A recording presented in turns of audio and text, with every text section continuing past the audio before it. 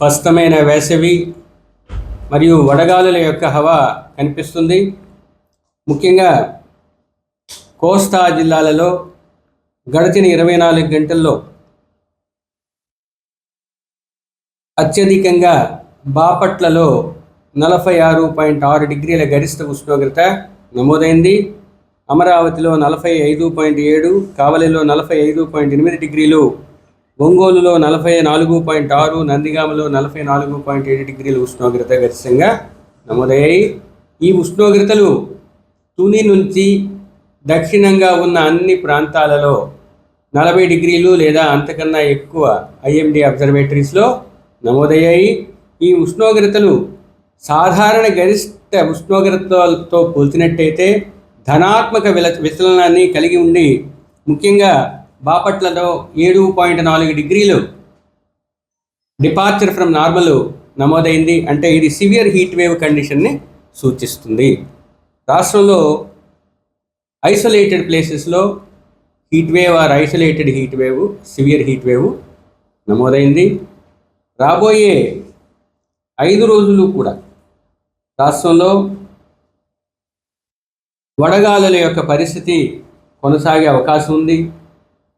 మొదటి 3 రోజులు కొన్ని ప్రాంతాలలో ముఖ్యంగా దక్షిణ కోస్తా, దానికి ఆనుకుని ఉన్న 1-2 జిల్లాలు, ఉత్తర కోస్తా జిల్లాలకు సివియర్ హీట్ వేవ్ లేదు తీవ్రమైన వడగాలులు ఉండే అవకాశాన్ని సూచిస్తున్నాయి.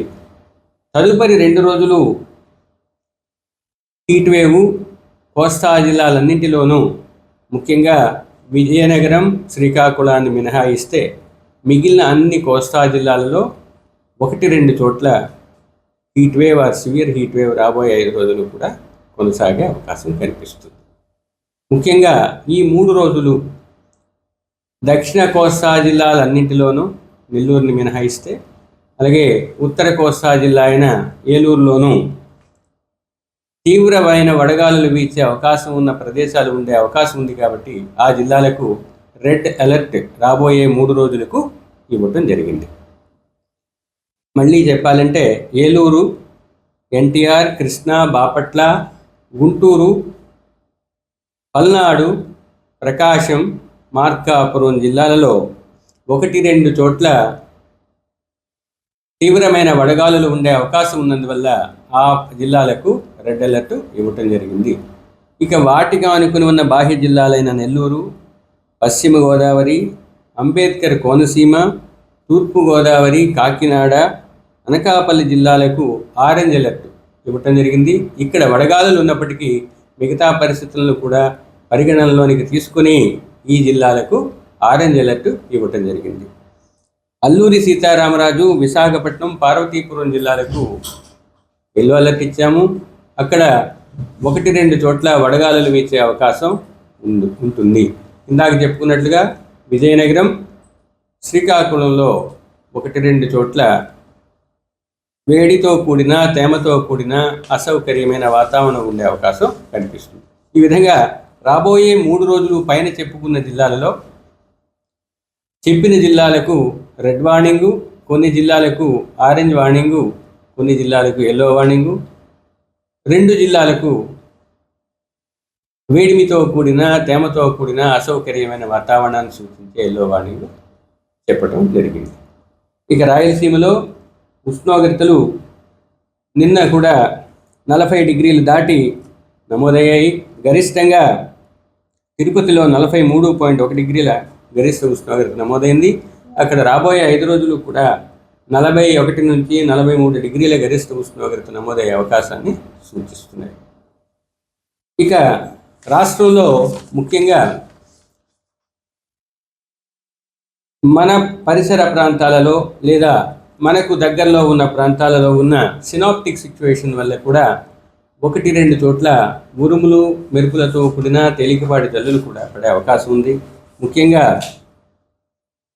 ఒరిస్సా పరిసర ప్రాంతాలలో, అంతర్గత ఒరిస్సా పరిసర ప్రాంతాల్లో 1.5 కిలోమీటర్ల ఎత్తు వరకు ఉపరితల ఆవర్తనం కొనసాగుతుంది. మరియు అరేబియా సముద్రం నుంచి కేరళ వరకు ఒక ఉపరితల ద్రోణి కొనసాగుతుంది. తదుపరి మనకు సౌత్ ఈస్ట్ బే అంటే ఆగ్నేయ బంగాళాఖాతం, దానికి ఆనుకుని ఉన్న ప్రాంతం నుంచి ముఖ్యంగా కామెరూన్ వరకు ఒక ద్రోణి లేదా ఒక ఉపరితల ఆవర్తనం 3.1 కిలోమీటర్ల ఎత్తులో కొనసాగుతుంది. ఈ పరిస్థితుల వల్ల రాష్ట్రంలో 1-2 చోట్ల ఉరుములు మెరుపులతో కూడిన వాతావరణం కూడా కొనసాగే అవకాశం కనిపిస్తుంది. ముఖ్యంగా ఉత్తర దక్షిణ కోస్తా జిల్లాల్లో 1-2 చోట్ల తేలికపాటి జల్లులతో పాటు ఉరుములు మెరుపులు కూడా కొనసాగే అవకాశం ఉంది.